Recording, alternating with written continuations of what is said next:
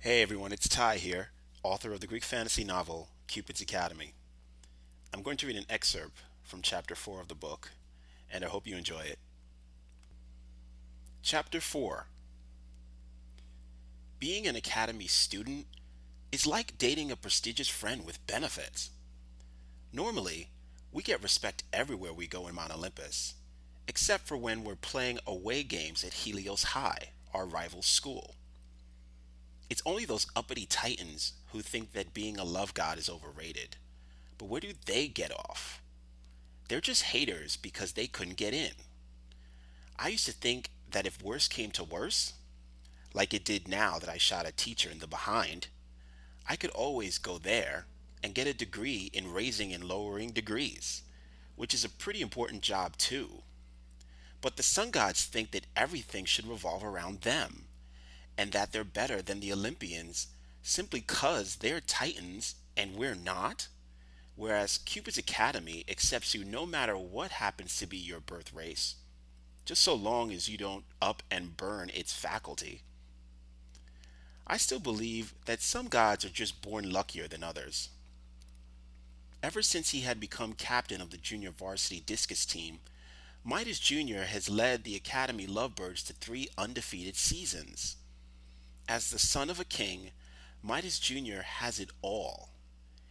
And if his money and striking good looks weren't enough, he also holds the record for the farthest discus throw, with the actual distance measured only because the discus had been found on the other side of Mount Olympus, where it had hit Demeter on the head as she was harvesting anemone and hyacinth. Not to worry, gods don't really get sick or injured, they just get really peeved and angry. The point is, that I didn't see anyone getting mad at Midas Jr. for giving Demeter a discus coma to the head. Her earthly crops still grew besides. But when I may have accidentally overdosed Professor Adonis with lust potion, the entire faculty voted yes to my probation. So why doesn't anyone but me care that no one got hurt in the laboratory explosion? I began as I hurled a discus into the air. Although Mingus and Echo agreed to join me on the discus field, they looked disagreeably unimpressed at where my throw had landed. If you ask me, I think it's because the teachers were too busy trying to keep Adonis from calling Zeus to press charges, said Mingus, lacing his sneakers. You're lucky that the board of overseers convinced him not to. Adonis will live, forever, in fact, I grunted, throwing the next discus even harder. I might have just thrown a fit. At least it would have gone farther. Boy, discus may relieve stress, but discord never relieves strife. Troyd, said Mingus, laying his hand on my shoulder. I didn't want to say this because I'm your friend, but maybe you should choose a different career? A different career? Said Echo, wearing a look of shock on her face. We're already halfway through the semester, and your grades, he said, looking reluctantly at Echo, well, they suck. I'll pass. Don't worry, I said defensively. Yeah, don't worry, said Echo, folding her arms at Mingus. You can't just pass and become a decent love god, and you know it, Troyd. The competition on Earth is downright nasty. Now I'm serious. Have you ever considered choosing a different career? Like what? I said agitatedly. Should I go to work as a firefighter for Prometheus? Or as a goat herder for Pan? Or maybe I should just work as a nurse for Hygeia like my little sister Daphne. Guys, being a love god is the only way to be famous, and you know it. See, said Mingus. Now this is exactly what I'm talking about. What do you mean? I said, becoming annoyed. Why do you have to go and be famous? For crying out loud, Troyd, we might be teenagers, but we're still gods. We all do something important, and besides, there are plenty of other ways to matter. Yeah, roll your eyes all you want. Now look, I know you have your heart set on becoming a love god, but you don't want to end up like your Uncle Valentine. And what's that supposed to mean? I said in reply. Mingus threw his arms up in frustration. You can't be serious. Troy, for one thing, he's the only dropout to ever come out of Cupid's academy. The teachers are still talking about that time he burned his copy of the Makeout Manual and put it out with nature's yellow highlighter. And I'm pretty sure that move was listed under its many don'ts. The manual doesn't have all the answers, I said coldly. Oh, and I suppose you do? All right then. I'll take that look on your face for a no. You don't have all the answers. But we do have rules. Rules, rules, rules, said Echo, rolling her eyes in rebellion. Yes, Echo, rules, replied Mingus sharply. Okay, okay. Maybe you're right, I said contritely. I guess deep down, I wish you were wrong, because I never worked for anything more than this. Mingus, you're smart. You don't have to break a sweat to get good grades. And Echo, you're good at remembering the last part of each lesson in class. But me, I barely got accepted. And now that I'm here, and each time I think I've found something I might be good at, I turn around and mess it up. I just keep rolling that boulder up the hill and it keeps rolling back down, flattening teachers, classmates, and anyone else with the misfortune to be standing next to me. Come on, Troy. We're proud to stand beside you. We got your back, remember? But will you at least try to stop not fitting in so much? Said Mingus, laying down his javelin. I nodded, and Mingus saw my face, saying, Hey, the finals are coming up, but never fear. We'll help you study. You guys mean it? I said, as though he had offered to adopt my little sister. You'll help me prep for finals? Prep for finals, said Echo, leaning between the two of us. I hate to admit it, but that explosion was kind of cool, chuckled Mingus, handing me another discus. I took it, and as I bent into a throwing position, the discus, an object which had always been a manageable weight, suddenly felt heavier than 10 gold bars. What are you nerds doing on my discus field? Said Midas Jr., snatching the newly minted discus from out my hand. Hey, I was using that discus. I wasn't talking to you, Murgatroyd, said Midas Jr., pushing me aside to address my friends. At least these two geeks deserve to be in this school. But you? I swear to Zeus, if you ever pull a stunt like that lab explosion again, you're gonna be a stone's throw away from a netherworld of hurt. He punctuated his threat with a mighty hurl of the gold-plated plate.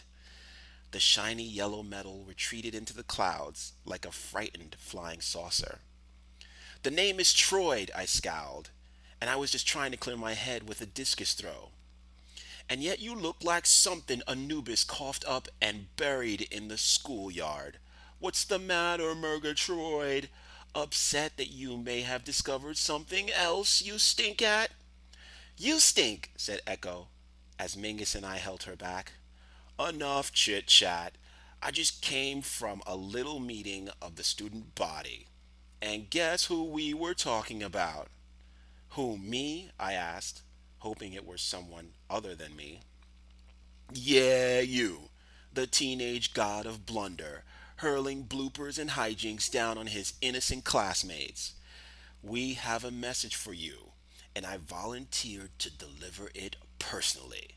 So take the wax out of your ears and listen good.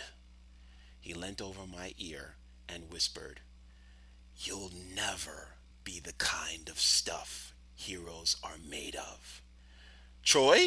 Troy! Mingus said as I turned to walk away.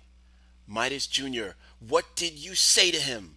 Shut your face, Mingus. Hey, I'm not through talking to you, yelled Midas Jr. You and your family are a liability to the reputation of this academy, and I will not stand by while you ruin everything I've worked for. I've come to tell you to save yourself the pain of any more embarrassment and drop out now. That's not going to happen, shouted Mingus, mustering up a dollop of courage for me. We're gonna help Troy pass his finals no matter what. No matter what, seconded Echo, catching up to me. What? Surely you must be joking, laughed Midas Jr. You're gonna waste your time on him? He'll never graduate, let alone ever become a love god. He'll only wind up like his Uncle Valentine, the god of bacchanalian barflies. Isn't that right, Murgatroyd? No, I said after a long pause. You're wrong. No matter what I have to do, no matter how hard I have to work, no matter what it takes, I'm going to pass my finals. Wanna bet? He said furiously. Okay, I said, matching his rage.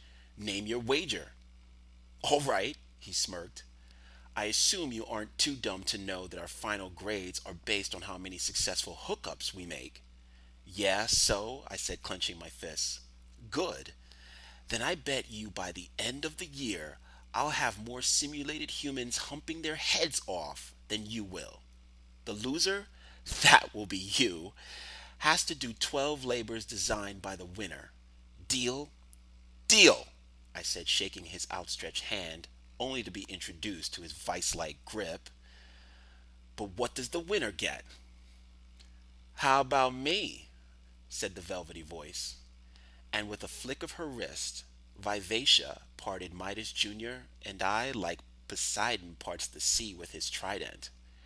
Though I understood why Mingus and Echo had concluded that Vivacia was as insatiable as a harpy, I still thought that she was as alluring as a siren. To say that Vivacia was hot would only give the sun god Helios a heat stroke of jealousy. And besides, who's to say that it wasn't Vivacia's skimpy cheerleading uniform, and not Midas Jr.'s hurling skills, which hadn't presented itself as the true cause for our team's countless victories? Even the gods need motivation, and who's to argue against something so bad looking so damn good? I believe in a good sporting contest just as much as the next goddess, she said, laying down her pom poms. But don't you gods think that the one with the highest hookup score should, well, I don't know, actually get to hook up? Is it hot in here, or did someone leave the door open to the underworld? Said Mingus to himself, gulping with nervousness. Echo elbowed Mingus on the arm. Vivacia was out of his league, too. But most of all, Echo hated to watch him squirm. Hey, that's not a bad idea, Midas Jr. said, pushing me aside for the second time today. Bad idea, murmured Echo grumpily, with her arms akimbo. If Echo could have said more, she would. For now, her wry stare would have to say it all. Ooh-wee, then it's settled, said Vivacia, clapping her hands. At the end of the year, the winner may take me out on a date. Yeah, but if you want old blunderbuss here to win, you'll have to settle for a candlelit dinner at Nike's Drive-In, mocked Midas Jr., holding his belly. Don't forget to supersize it, Murgatroyd, but only if you can afford it. Who died and made you King Midas? I said, frowning enough to make my face go numb. She sidled up to me, saying, You never mind, golden boy.